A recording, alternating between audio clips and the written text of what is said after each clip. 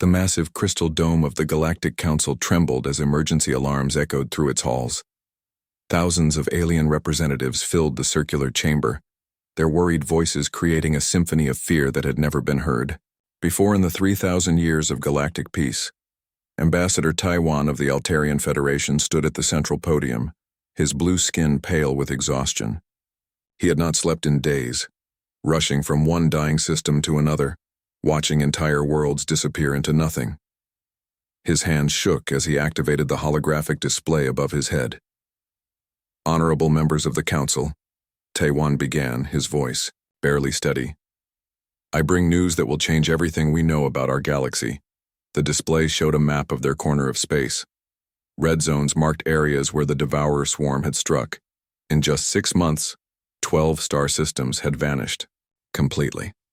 Not conquered or destroyed in the traditional sense, but consumed entirely, leaving behind empty space where billions of lives once existed. "The Kepler system fell yesterday," Taiwan continued. 47 billion souls gone in a matter of hours. The swarm does not just kill, it absorbs. It takes the life force, the knowledge, the very essence of everything it touches, and makes it part of itself. Elder Bin Su of the Historians Guild slowly rose from his seat. His ancient body was supported by mechanical aids, but his mind remained sharp after living for over 800 years. He had seen the rise and fall of civilizations, the birth of the Council itself, and events that most beings had forgotten. "Young Taiwan speaks the truth," Bin Su said, his voice carrying the weight of ages. "But there is something else you must know. This has happened before." The chamber erupted in shocked whispers. Many representatives turned to each other, confused and frightened. The Devourer swarm was unlike anything they had ever encountered. Its bioships could adapt to any weapon, its parasites could take control of any living being, and its hunger seemed endless. "Impossible," declared Admiral Hyunwoo of the Central Defense Fleet. "Our records go back 5,000 years. Nothing like this swarm has ever existed." Bin Su smiled sadly. "That is because we erased those records. We made ourselves forget the solution because we feared it more than the problem itself." The old historian activated his own display. Ancient images appeared, showing creatures that looked almost familiar but wrong somehow. They stood on 2 legs like many species, but their bodies were strange. Too flexible, too strong, too dangerous looking. 3,000 years ago, our galaxy faced a similar threat, Bin Su explained. Not the swarm, but something equally terrible. The Void Plague, we called it. It turned entire populations into mindless zombies that spread across space like wildfire. Our combined fleets were helpless against it. He paused, letting the weight of his words sink in. But there was one species that stopped it. They called themselves humans.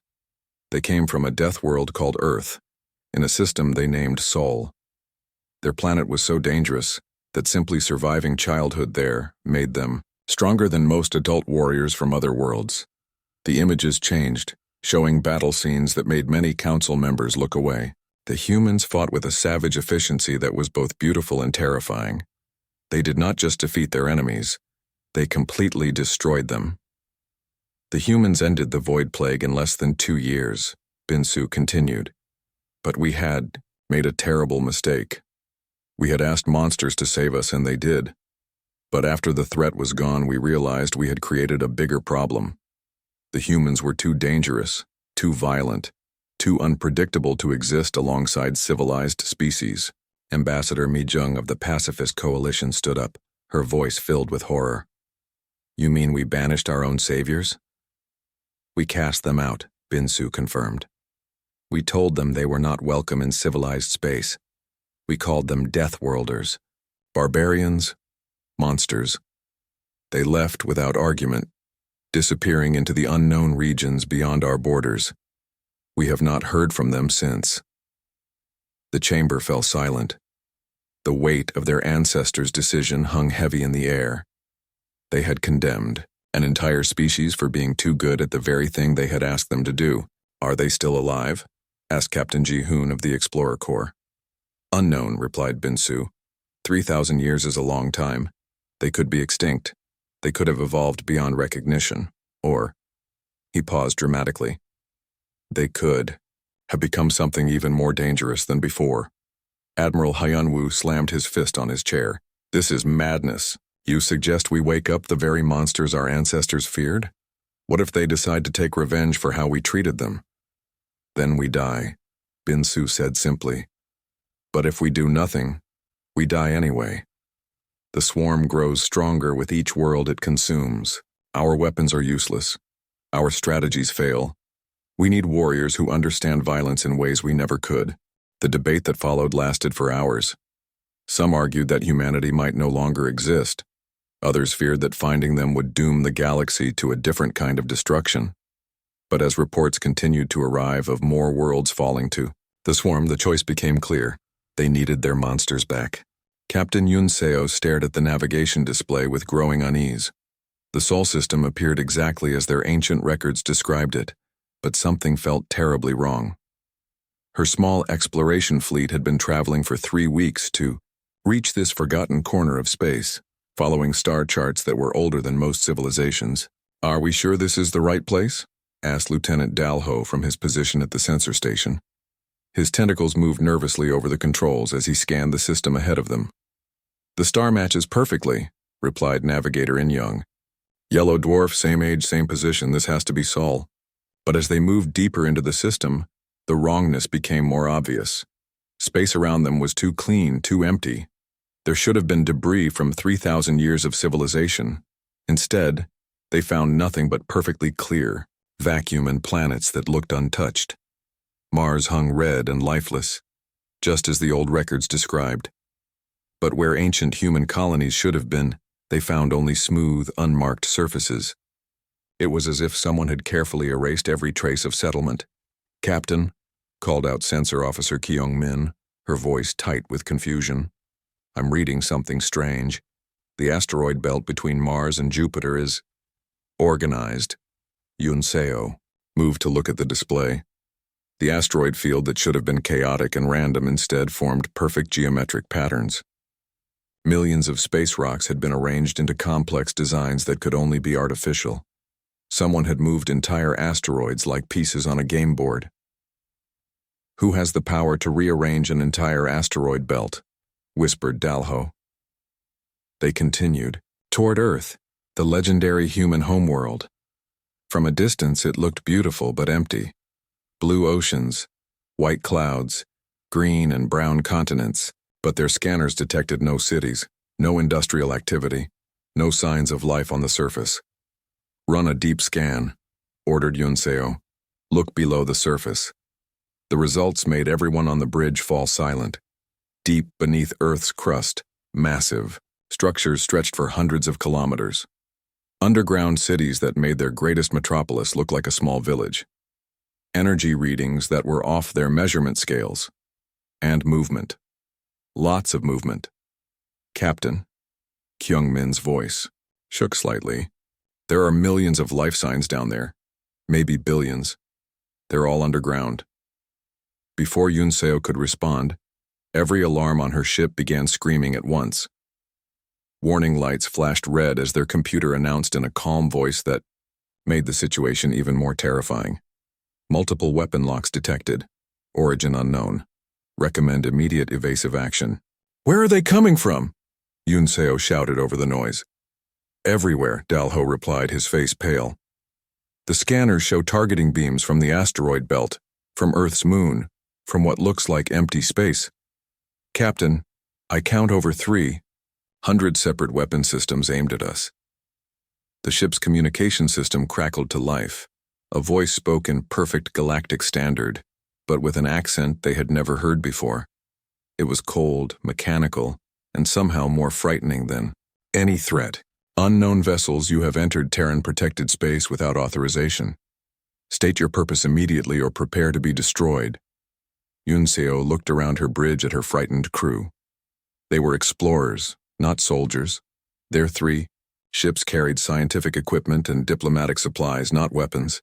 Against whatever was targeting them, they would last about as long as ice in a furnace. "This is Captain Yoon Seo of the Galactic Council Exploration Fleet," she transmitted, back trying to keep her voice steady. "We seek diplomatic contact with the human species." A long silence followed. Yunseo could almost feel something studying them, examining every detail of their ships with technology they could not understand.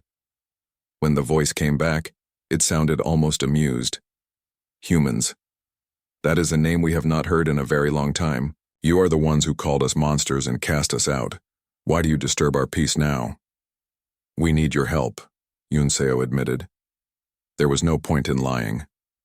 Our galaxy faces a threat we cannot handle alone. Another pause. Then space around them began to change. What had looked like empty vacuum suddenly filled with ships. Not just a few ships, but hundreds of them. They appeared without warning, as if they had always been there but invisible. The human vessels were unlike anything in their databases. Sleek black metal that seemed to absorb light rather than reflect it. No visible weapons, but energy readings that made their flagship look like a child's toy. The smallest escort ship showed more power than their entire fleet combined. Dock with the station at Luna. The voice commanded. Captain only. Come alone. Any attempt at deception will result in immediate termination. As they approached Earth's moon, a massive structure became visible. It had been completely invisible to their sensors until they were almost on top of it. The station was enormous, easily large enough to house 1 million beings, yet it had appeared on none of their scans. How did they hide something that big? Whispered In Young. Maybe they didn't hide it, replied Kyung-min quietly. Maybe we're just too primitive to see it. As Yunseo prepared to board the shuttle that would take her to face humanity after 3,000 years of separation, she wondered if they had made a terrible mistake. They had come looking for the monsters their ancestors had banished. Instead, they had found something far more frightening. They had found that those monsters had grown up. The docking bay of Luna Station stretched out like a metal cavern, larger than most planetary spaceports. Captain Yunseo walked slowly down the shuttle ramp, her footsteps echoing in the vast emptiness. The artificial gravity felt heavier than she was used to, and the air carried a strange metallic taste that made her nervous. Waiting for her was a single figure. At first glance, he looked almost normal. 2 arms, 2 legs, a head with familiar features. But as Yunseo got closer, she began to notice the differences that 3,000 years had created. His skin had a slight silver shine to it, as if metal had been mixed into his blood. His eyes were too bright, too focused, like a predator watching prey. When he moved, it was with perfect balance and deadly grace. I am Admiral Hansol of the Terran Colonial Authority, he said, his voice carrying the weight of absolute command. You may call me Admiral, nothing else. Yunseo bowed respectfully, the way diplomats had been taught for generations. Thank you for agreeing to meet with us, Admiral. I am Captain Yunseo, representing the Galactic Council.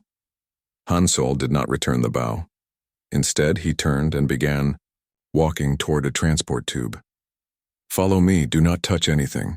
Do not stray from the designated path. Our security systems are designed to eliminate threats automatically. As they moved through the station, Yunseo tried not to stare at the wonders around her.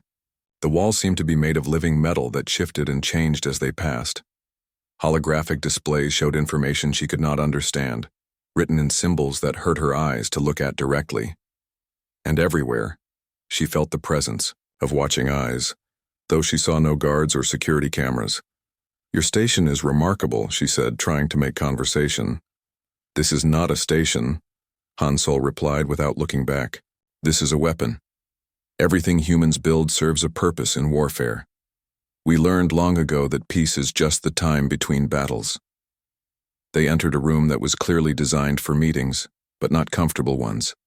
The table was made of black stone that seemed to absorb light. The chairs were simple metal, built for function rather than comfort. Through the transparent walls, Yunseo could see Earth hanging in space below them, its hidden cities glowing faintly through the planet's crust. Hansol sat across from her, his enhanced eyes never blinking as he studied her face. 3,000 years ago, your people called us monsters, deathworlders, barbarians too savage to exist among civilized beings. You cast us out of the galaxy like diseased animals. Now you come crawling back begging for help from the very Monsters you condemned. The words hit Yunseo like physical blows. She had read the historical records, knew what their ancestors had done, but hearing it from someone who had lived through the rejection made it real in a way that hurt. "We were wrong," she said quietly. "Our ancestors made a terrible mistake. We know that now." "Do you?" Hansol leaned forward slightly. "Or are you simply desperate? Tell me, Captain, what has frightened the great Galactic Council so badly that they would risk awakening the very demons they banished?" Yunseo activated her portable display, showing images of the Devourer swarm's attacks. Worlds consumed, populations absorbed, entire star systems left empty. The recordings were horrific, showing the final moments of civilizations as they were eaten alive. Hansol watched the images without any change in expression. No shock, no horror, no sympathy. He studied the swarm's attacks like a scientist examining interesting data. "Impressive," he said finally. "Adaptive biotechnology, hive intelligence, self-replicating growth patterns. Someone put considerable thought into creating the perfect consuming organism." "Creating?" Yunseo's voice cracked. "You think the swarm was made by someone?" "Nothing that efficient exists naturally," Hansol replied.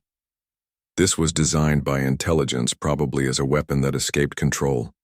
The real question is whether it poses a threat to human space. Eventually, yes. If it consumes the entire galaxy, it will reach your territory too." Hansol nodded slowly. "Then we will investigate this threat. But understand something clearly, Captain. We owe your species nothing, less than nothing. If we act, it will be for humanity's benefit alone." Through the transparent walls, more ships became visible as they dropped their stealth systems. Yunseo gasped as she saw the true size of the human fleet. Hundreds of vessels, each one radiating power that made her exploration ships look like toys. The smallest escort craft showed energy readings that exceeded their most powerful battleships. "How many ships do you have?" she whispered. "Enough," Hansol replied. "We spent 3,000 years in isolation, Captain. While your species stagnated, in peace we grew. We evolved. We became something your ancestors could never have imagined in their worst nightmares." He stood up, the meeting clearly over. "We will send a task force to investigate your swarm problem. If it threatens human interests, we will deal with it. If not, your galaxy can burn for all we care. And if we offered alliance? Friendship? A place in the galactic community again?" Hansol stopped at the door and looked back at her. For just a moment, something almost human flickered in his enhanced eyes. Then it was gone, replaced by cold calculation. "Your ancestors taught us a valuable lesson, Captain. Monsters should never trust the civilized. We learned that lesson well." As he left, Yunseo remained sitting in the cold room, staring out at the impossible fleet that humanity had built in exile. She had come looking for saviors and found something far more dangerous. She had found gods of war who remembered every slight. The Kepler defense line was dying, and everyone knew it. Admiral Kekthari of the combined galactic fleet watched helplessly as another of his battleships disappeared into the writhing mass of swarm biovessels. The enemy ships looked like giant insects crossed with nightmares, their living hulls pulsing with stolen energy from the worlds they had consumed. "Sir, we've lost the Harmony's pride," reported his communications officer, her voice barely steady. "That's the 15th ship in 2 hours." Kekthari closed his 4 eyes and tried not to think about the 3,000 crew members who had just died. His fleet had been the galaxy's last hope, the final barrier between the swarm and the core worlds. Now they were down to 47 ships against an enemy that numbered in the thousands. "All remaining vessels, fall back to defensive position. 7, he ordered. "Prepare for final engagement protocols." The swarm bioships moved like a living wave, their parasitic fighters swarming ahead to infect any disabled vessels. Once the parasites got inside a ship, the crew would be consumed within minutes, their knowledge and memories absorbed to make the swarm even deadlier. Lieutenant Dalmine at the sensor station suddenly straightened. "Admiral, I'm detecting massive energy signatures approaching from Sector 9. Multiple contacts, origin unknown. More swarm reinforcements? Kekstari asked wearily. No, sir. The energy patterns are completely different, and sir, they're big. Really big. Before Kekstari could respond, space itself seemed to fold in front of them. Reality twisted and bent, creating a hole in the universe that hurt to look at directly. Through that impossible opening, the human fleet emerged. The lead ship was larger than anything Kekstari had ever seen. Where swarm vessels looked organic and chaotic, the human dreadnought was perfectly geometric, its black hull reflecting no light at all. It moved with purpose and precision, followed by dozens of smaller craft that were still larger than his flagship. Unknown vessels, this is Admiral Kekstari of the Galactic Defense Force, he transmitted. You are entering an active combat zone. Please identify yourselves. The response came immediately, in a voice that was calm and terrifyingly confident. This is Admiral Mirai of the Terran Expeditionary Force. We are here to assess the situation. Do not interfere with our operations. On his tactical display, Kekstari watched in amazement as the human ships spread out in perfect formation. They moved like dancers, each vessel knowing exactly where the others would be. No communication chatter, no confusion, just deadly precision. The swarm noticed the new arrivals and immediately began to adapt. Bioships that had been focused on the galactic fleet turned toward the humans, their living hulls shifting and changing to counter whatever weapons they expected to face. They were not prepared for what actually happened. The human flagship fired a single beam of pale blue light. Where it touched the nearest swarm cluster, the bioship simply stopped existing. Not destroyed or blown apart, but actually removed from reality, as if they had never been there at all. The beam swept across the enemy formation like a sword, cutting through paper. Impossible, whispered Sensor Officer Jin Woo. They just deleted an entire squadron. How do you delete matter? But the humans were just getting started. Smaller craft deployed in perfect formation around infected planets, their weapons firing streams of golden energy that somehow passed through planetary shields and atmosphere without causing any damage to the worlds below. Yet every swarm parasite, every infected creature, every trace of the enemy simply vanished. Admiral Mirai's voice came through their communications again. Galactic vessels, move to safe distance. We are beginning cleansing operations. Kekstari wanted to ask what cleansing operations meant, but his question was answered when human soldiers began appearing on the infected worlds below, not landing in ships or drop pods, but simply materializing out of thin air directly onto the planet's surfaces. The soldiers looked like armored giants, their suits glowing with internal power. They moved through swarm-infested cities like unstoppable forces of nature. Where they walked, the parasites died. Where they fought, the infected were somehow cured instead of killed. It was healing and destruction combined in ways that defied understanding. They're not just killing the swarm, reported Medical Officer Sung-hee. Her scanner focused on one of the infected worlds. They're actually removing the parasites from the host bodies and restoring them to normal. The humans are bringing the dead back to life. Within 6 hours, 3 worlds that had been completely consumed by the swarm were clean and healthy again. Populations that had been absorbed were restored to their original forms, confused but alive. Cities that had been twisted into organic nightmares were returned to their proper shapes. The swarm cluster that had been terrorizing the Kepler system for months was completely gone. Not defeated or driven away, but utterly eliminated as if it had never existed. Admiral Mirai's ship approached Kekstari's flagship and she appeared on his view screen. She looked human, but her eyes held depths that seemed older than stars. When she spoke, her voice carried the weight of absolute authority. The immediate threat has been neutralized, she reported. We will continue operations in other sectors. Your forces performed adequately under the circumstances. How? Kekstari managed to ask. How did you do all this? Mirai smiled, but it was not a warm expression. We had 3,000 years to think about how to kill things efficiently. We became very good at it. The question is whether the galaxy deserves to be saved.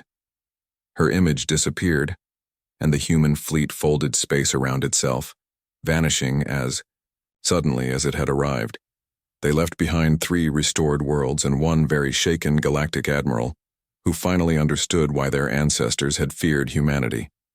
The monsters had returned, and they were more terrifying than anyone could have imagined. The Grand Chamber of the Galactic Council had never been so quiet.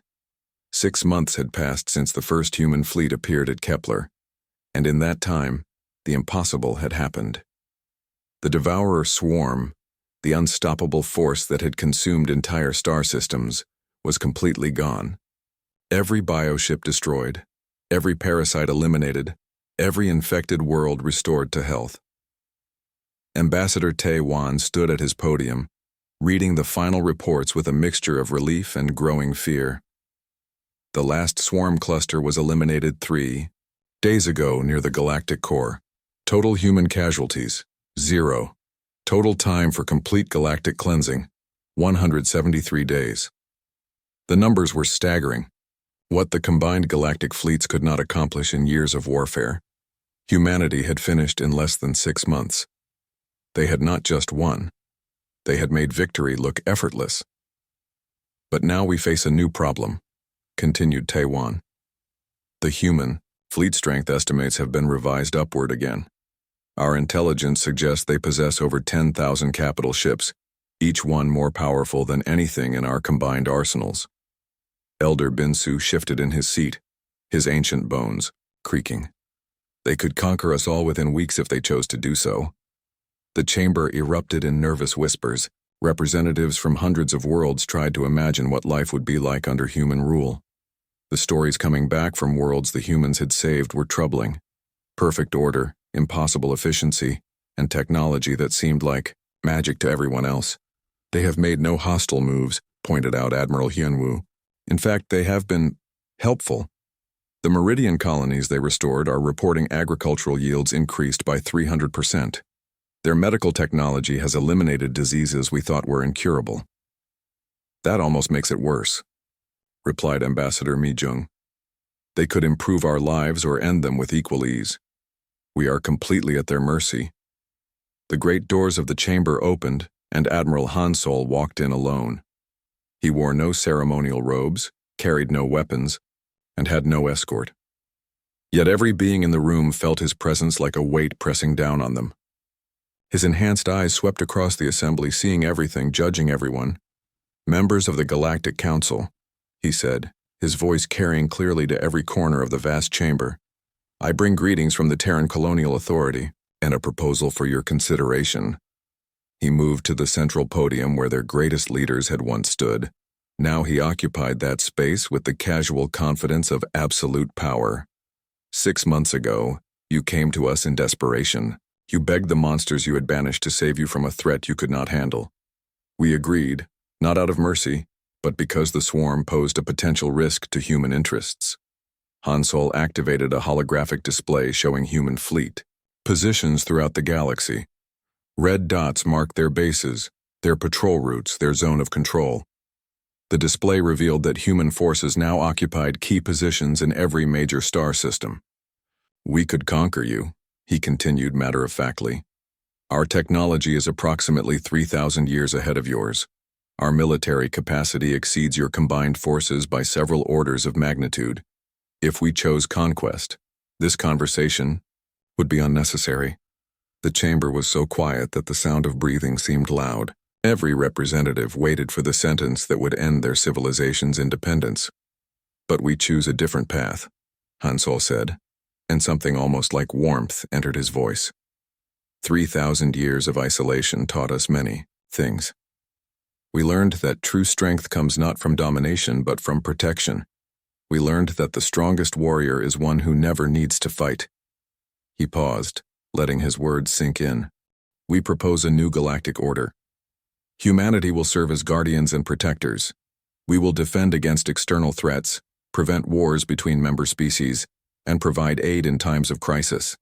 In return, you maintain complete autonomy over your internal affairs, your cultures, your worlds. Ambassador Taiwan found his voice first. And if we refuse this arrangement? Han Sol smiled, and for the first time it looked genuinely human. Then we leave you to your own devices as you once left us. We will withdraw to human space and concern ourselves only with human affairs, but the offer will remain open. What guarantees do we have? Asked Admiral Hyunwoo. How do we know you won't simply become the next threat we need protection from? You don't, Han Sol replied honestly. You will have to trust the very monsters you once cast out. But consider this. We could have taken everything by force months ago. Instead, we restored your worlds, healed your people, and eliminated your enemies. Judge us by our actions, not your fears. The debate that followed lasted for days. Some representatives argued for rejection, preferring independence even if it meant vulnerability. Others pointed out that human protection had already saved billions of lives. In the end, practicality won over pride. The vote was close, but unanimous. Every member world agreed to the new arrangement. As the ceremony concluded and humanity officially became the galaxy's protectors, Elder Binsu approached Han Sol privately. Do you truly mean what you said about protection rather than domination? The old historian asked. Han Sol looked out at the stars visible through the chamber's great windows. My people learned something important during our exile. The galaxy cast us out as monsters and nearly died because of it. We became the guardians you needed, not the conquerors you feared. Sometimes the very thing you reject becomes your salvation. The monsters had returned, but they had chosen to become something greater. The galaxy's greatest fear had become its greatest hope.